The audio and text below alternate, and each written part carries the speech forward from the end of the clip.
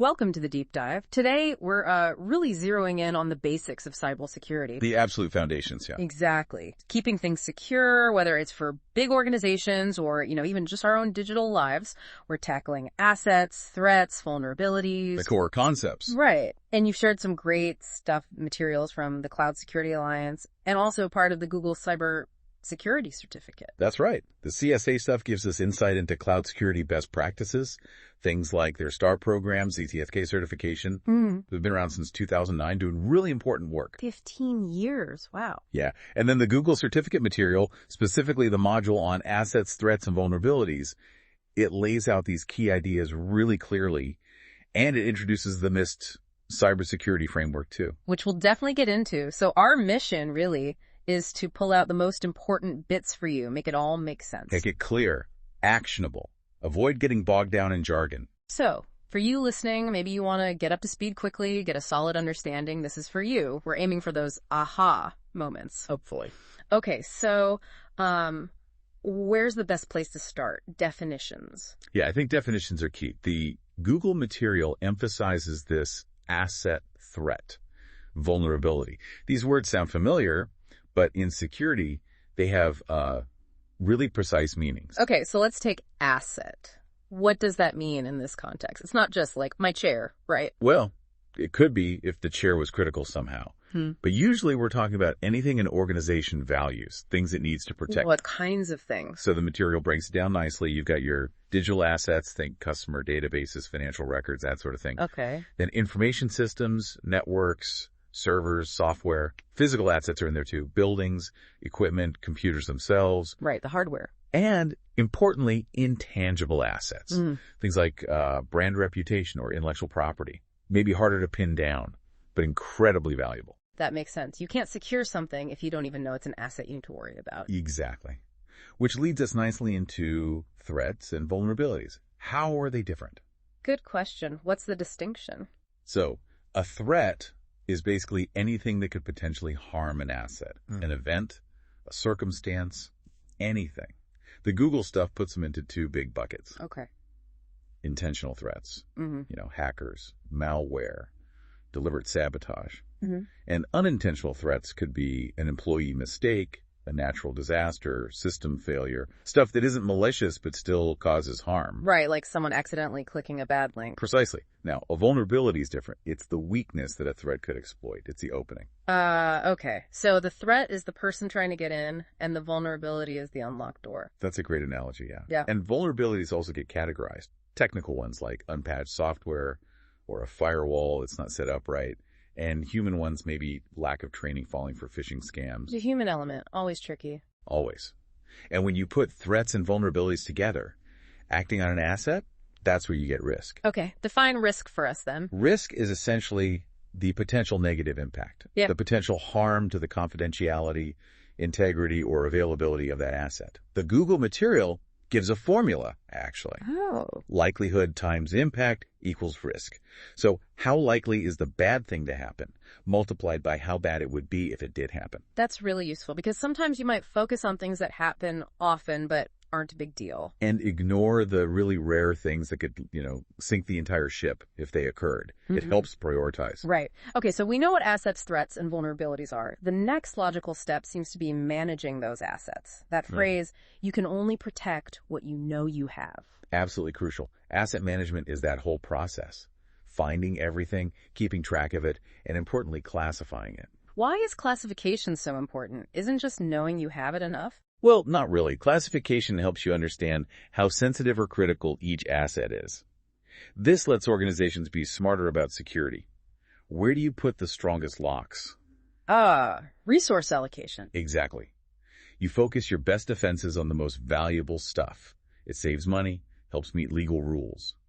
The material mentions a common scheme: restricted, confidential, internal only, public. Restricted being the top secret stuff. Pretty much. The crown jewels. Yeah. Needs the highest level of protection. Confidential is still sensitive, maybe internal documents, employee data. Internal only might be, say, company memos.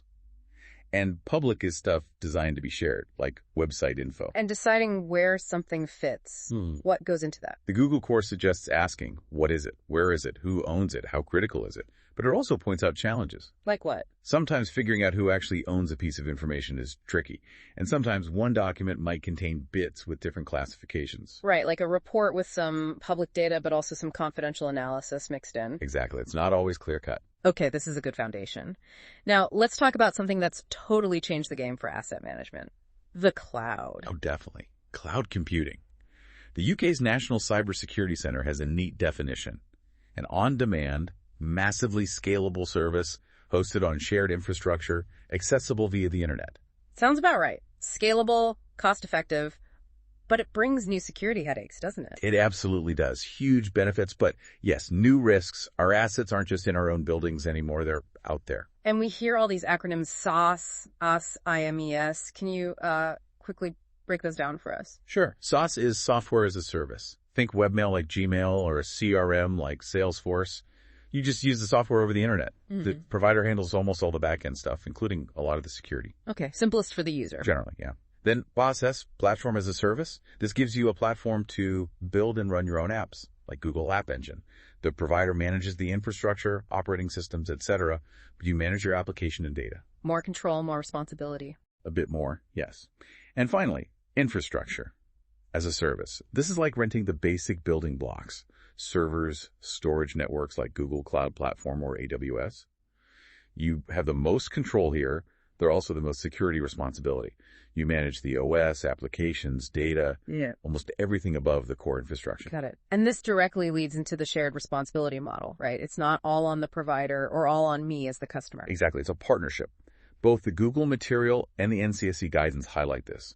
The provider secures the cloud itself, the physical data centers, the core network. The infrastructure. Right. But the customer is responsible for security in the cloud. How you configure your services, who you give access to, managing your data, securing your applications. So even with IRIS, if the provider has amazing physical security, but I install an application with a known vulnerability, that's on me. That's absolutely on you. And the responsibility shifts depending on the model SaaS, PA, IS. With IS, you have the biggest chunk of responsibility. With SaaS, the smallest. The NCSC even suggests letting providers handle more where possible because they often have dedicated teams and scale. That makes sense. What are some common slip-ups or challenges in cloud security then? Misconfiguration is a huge one, mentioned in the Google material. Customers just setting things up incorrectly, leaving doors open accidentally. Ouch. Easy mistake to make, I guess. Very. Then there are cloud-native breaches attacks, specifically designed for cloud environments. Also, just monitoring access can be complex, who's doing what. And keeping up with regulations like HIPAA for health info or GDPR, it gets complicated when data is spread across cloud services. No wonder cloud security skills are in such high demand. Absolutely. Burning Glass, CompTIA, they all point to it being a critical skill area. Which brings us back to the Cloud Security Alliance, the CSA. They're focused specifically on this space. Yes, exactly. Since 2009, as their site says, they've been dedicated to defining best practices, doing research, offering education, and those certifications, CCSK, CCSP, the STAR program, all to make the cloud safer. They're a really important voice. Good to know there are resources like that. Okay, shifting gears slightly, but related. The NIST Cybersecurity Framework, or CSF. The Google course introduces this. What is it? So the NIST CSF isn't a law, it's a voluntary framework. It provides standards, guidelines, best practices, basically a common language and structure for organizations to manage their cybersecurity risk. Created for critical infrastructure originally. Yeah, back in 2014 for the U.S. But it's so flexible and useful, it's now used across pretty much every industry worldwide. And it has those three parts: core, tiers, profiles. That's right. The core lays out the key functions, originally 5: identify, protect, detect, respond, recover. But as the Google material notes, they just added a 6th one, govern, in February 2024. Govern. What does that cover? It emphasizes the overarching strategy, risk management policies, and oversight needed for a successful security program. It kind of ties everything together from a management perspective. Okay, so those are the functions. What about tiers? Tiers are basically a maturity scale, from 1 to 4. It helps an organization figure out how sophisticated its current cybersecurity practices are and where it needs to improve. Oh. Are they reactive or proactive and adaptive? A self-assessment tool, sort of. Exactly. And profiles are like templates. An organization can use a pre-built profile for its industry or create its own to define its target security state and measure progress against it. So it's voluntary, but sounds incredibly useful for getting organized. Very useful. Oh. And while it's not mandatory, like, say, APA, following the CSF can actually help organizations meet various regulatory requirements. Plus, it aligns with international standards, which helps when dealing with global partners. How does an organization actually use it? What are the steps? CISA, the U.S. Cybersecurity Agency, recommends a pretty straightforward approach. First, figure out your current profile. Where are you now? Then, do a risk assessment based on that. Identify the gaps between where you are and where you want to be, your target profile. Then, make a plan to close those gaps. Prioritize and execute. It sounds like a continuous improvement cycle. It really is. It's not a one-and-done thing. So let's tie this all together. How do those fundamentals, assets, threats, vulnerabilities connect with using NIST and dealing with cloud security challenges highlighted by CSA? They're completely intertwined. You absolutely cannot perform the identify function in the NIST core without knowing your assets. You can't protect or detect effectively without understanding the threats and vulnerabilities relevant to those assets. Makes sense. And in the cloud, where the threat landscape might be different and your responsibilities are shared, that foundational understanding is even more critical. Frameworks like NIST provide the structure, and organizations like CSA provide cloud-specific guidance, but it all rests on knowing what you have, what can hurt it, and where its weaknesses are. This has been incredibly clarifying. Breaking down these layers, the basics, the cloud specifics, the frameworks. Okay, let's distill this. For you listening, what are the absolute key takeaways? I'd say the main thing is grasping those building blocks. Assets are what you value. Threats are what can harm them. Vulnerabilities are the weaknesses threats exploit. Understanding these is step one for any security effort. Right. Then, recognizing that the cloud changes how we manage these, introducing that shared responsibility model, and finally, knowing that frameworks like NIST CSF exist to provide a structured way to put it all together, supported by resources from groups like the Cloud Security Alliance. And what's one practical thing someone could do, like right now? Just think about your own digital life for a minute. What are your key assets? Important photos, financial account access, your email. Then what are the threats? Phishing scams, losing your phone. And what are your vulnerabilities? Maybe reusing passwords, not using multi-factor authentication. A personal risk assessment. Kind of. Just doing that mental check-in is a great first step towards being more security conscious every day. Good advice.